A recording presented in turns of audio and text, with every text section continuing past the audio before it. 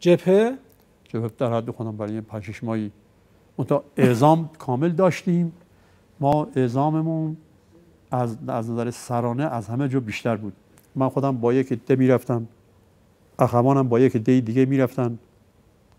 مثلا اخوی بنده به عنوان حسین رحمانی در سوخت رسانی فاو بود، سخت ترین جا. این کسی که مثلا سنگر میگرفت خیلی راحت تر بود، میگه که سوخت میرسید مثلا با ماشین های کوچیک 2000 لیتری 3000 لیتری، با ماشین های کوچیک اگه میزنن کلش منفجر میشد.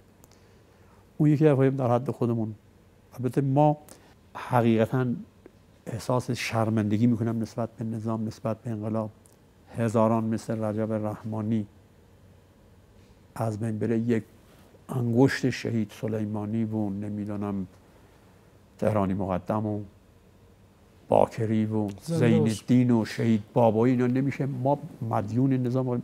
من هیچی برای انقلاب نکردم. هیچ کس تو این انقلاب حق منت گذاشتن سر انقلاب و نظام و رهبر رو نداره. در گام دوم انقلاب برای سازندگی کشور همه باید شبانه روز کار بکنن.